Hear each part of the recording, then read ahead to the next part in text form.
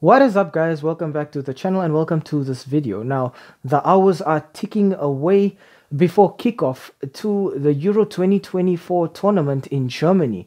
So for this one, I thought we'd focus just a little bit on one of the tournament favorites, France.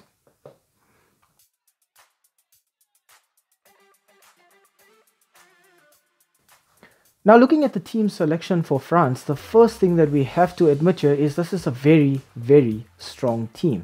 Probably one of the best on the planet right now. Between the sticks, they have AC Milan goalkeeper Mike Maignan, who is a very, very commanding presence in the box. Mike Maignan is the type of goalkeeper who, when the team is defending corners, you will find him barking orders at his defenders, telling them which opposition players to mark, which spaces to cover, and predicting more or less where the danger will be coming from. I think his entire team respects him both as a leader and as a reliable shot stopper. In front of him, at the heart of France's defense, we will find Saliba, who is currently employed by Arsenal. Now, Saliba in his own right is a very, very good defensive leader. Physically, he is strong and stable. Mentally, he is very composed. He's also very, very quick, which means France have a major advantage when defending from all types of situations. If the ball is played aerially, Saliba is able to outmuscle opposition attackers. If the ball is played on the ground, he's quick enough to make up the distance and apply pressure to the attacking team. Saliba is also very, very good at distributing the ball either up to his front line or out wide to players who will be there to support from wide positions. Speaking of wide positions, I must talk about another AC Milan player at left back in Theo Hernandez. Now, Theo Hernandez brings a new attacking edge to France. He is very, very quick, which means Theo Hernandez can actually go up front to support any attacking moves that France are trying to mount on the opposition, but he can also track back quick enough to defend when it is necessary. This sort of gives France both attacking and defensive options from that left back position. With Theo Hernandez, you also get a player who is able to play very, very accurate long balls and crosses into the opposition box, able to pick out teammates for good scoring opportunities. At midfield, we will see the duo from Real Madrid, Camavinga and Tchouaméni, pulling the strings for France from deeper in their deep-lying playmaker role. I think these two players will have the role of just winning the ball back, recycling it, and then redistributing it to players up front. With Camavinga and Tchouaméni, you get both very, very solid players and players who are good with the ball, intelligent players. Players who are also very composed, who won't fly into rash challenges and make silly mistakes in midfield. I think we will see the two of them covering for one another, working as a sort of a duo, a double pivot in midfield, if you will, where one will go up front to support the attack while the other stays back. And then we'll see them rotating and switching roles to ensure that both have enough stamina to carry throughout the game. Now, the front line of France is where the stars come out to shine. We have to start with the wingers. So I think firstly, I'd like to talk about Antoine Griezmann. Antoine Griezmann is left-footed, but he is so flexible. You can ask Griezmann to play on the left wing and know that he's probably going to get crosses in or be cutting in to create opportunities for his teammates, or he's going to arrive late into the box to try and get headers or tap-ins. If you ask him to play on the right wing, Antoine Griezmann is then going to cut in and try and get individual goals instead. If you ask him to play centrally, you know you have a decent centre forward who poses a threat aerially and with the ball at his feet. But Antoine Griezmann can also be asked to play in the midfield, in that number 10 role. We've seen him perform very, very well for France in that role, just linking up with the players in front of him. Speaking of players in front of him, we have to talk about Kylian Mbappe. Now, Kylian Mbappe has just secured a massive transfer from PSG to Real Madrid, and he will be very, very keen to show fans of Los Blancos exactly what he has to offer. Kylian Mbappe is a very, very quick player. When it comes to pace, I don't think there are many players in the world right now who can match Kylian Mbappe. Using his speed, he can just obliterate defenses and crack them wide open. He's also fairly flexible. He can be employed as a left winger, but I think Kylian Mbappe will be used to do a lot of damage down the center. The ball will just be pumped from France's midfield over defenses, and Kylian Mbappe has the pace to beat defenses, find himself in 1v1 situations with goalkeepers, and just slot the ball into the net from every angle. I think we have to also cover Kylian Mbappe's former PSG teammate in Ousmane Dembele. Now, like Griezmann and Mbappe, I think Dembele is very, very flexible, but something that he has that the other two players do not have is that Dembele is very, very two-footed. This is a player who can perform equivalent duties on both wings with either foot. If you put him out on the right wing, he could get crosses in with his right foot or cut in with his left. He could do the same on the left wing, cutting in with his right foot or getting crosses in with his left. In 1v1 situations, Ousmane Dembele is a nightmare to deal with. He's either going to beat you with his dribbling and trickery, or he's going to link up with somebody and then just destroy you with his pace. I think maybe the only issue that France will have with a lot of their players might be injuries. But all in all, this is a very, very solid squad.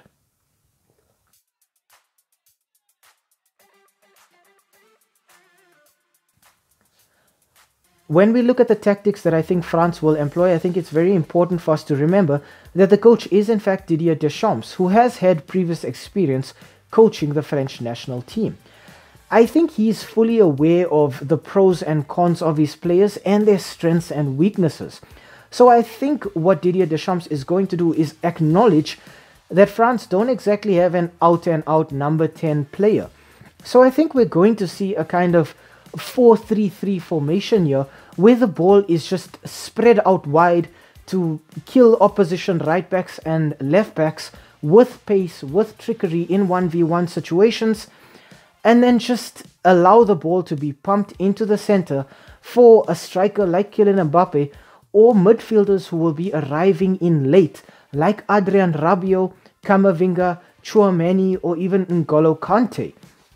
I think France know that their greatest strength here is their pace, so it will be a 4-3-3 focused more on counter-attack. This also is a team where it will be full of moments where if you blink, you will miss moments of magic, switching from being 1-0 down or 2-0 down to all of a sudden being 2-2 or even 3-2 up. We saw it against Argentina in the last World Cup, where France can just switch from being down to being all of a sudden ahead in a split second. And they have the players who are so talented that they're able to do this. I think if the opposition is able to shut out certain players from receiving the ball at their feet, France also have the added gear of having Olivier Giroud from AC Milan on the bench. Giroud can come off the bench, and then all of a sudden we'll see France playing the ball more aerially, because Giroud is the kind of player who is a threat in the air. He will either hold the ball up as an out-and-out number 9 target man, or he will look to score from headers or aerial opportunities. But I think France have pretty much every area covered here. I think Didier Deschamps has a very, very strong team. I think as a coach, his major problem here will maybe just be managing egos.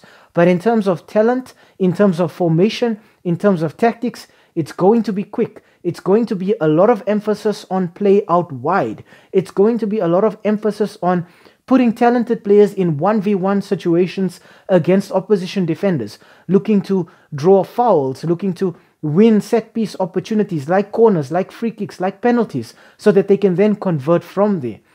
France is the type of team where once they sniff a weakness, they will look to take advantage of that weakness over and over again. And they do have so many players who bring so much to this team that they can capitalize on pretty much any and every weakness that the opposition may have.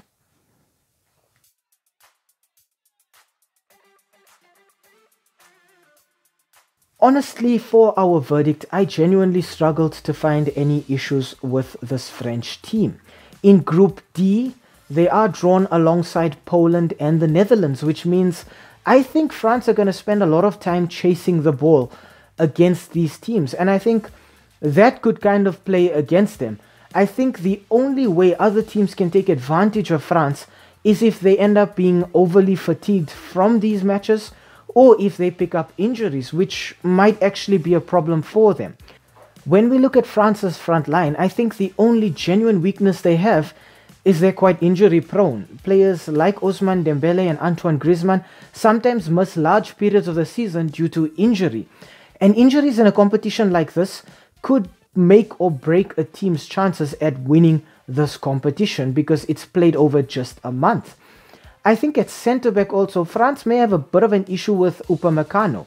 I know in terms of his composure, he can get a little hot-headed at times and fly into unnecessary challenges, but I think having a leader like Saliba next to him and having a solid goalkeeper like Mike Maignan behind him will give him a little bit more confidence in himself and in his team.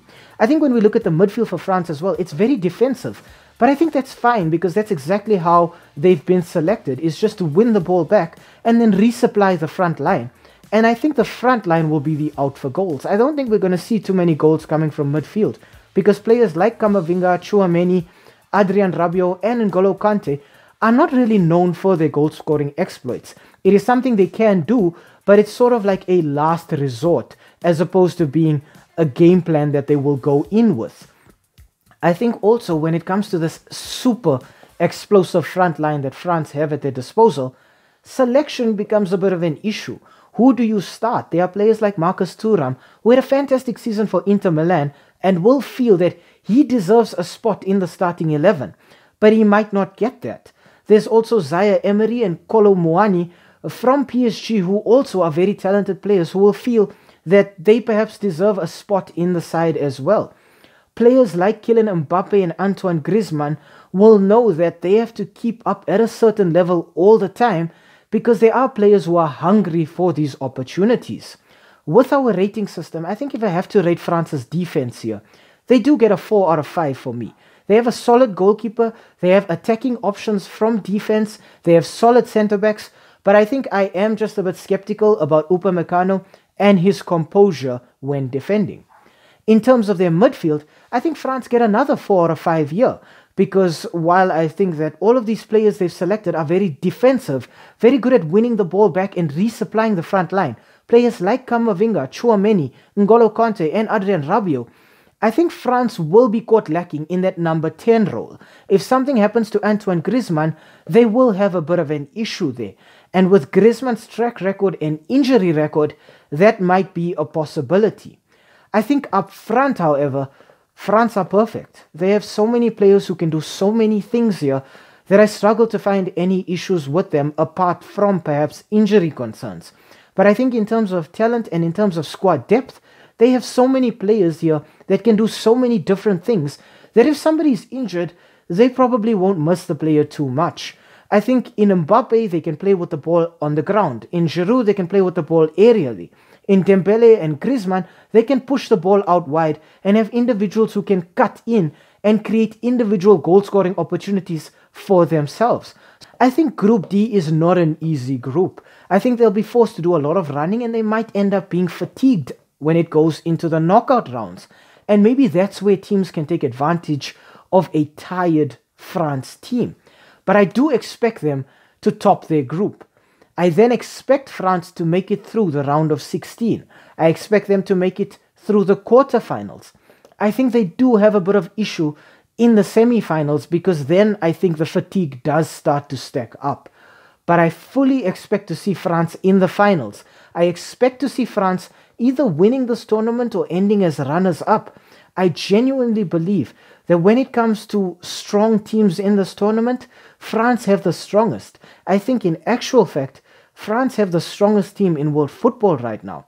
And the only way that they can lose out on this tournament is through their own sheer arrogance or perhaps infighting, which is something that we have seen happen with a French national team before.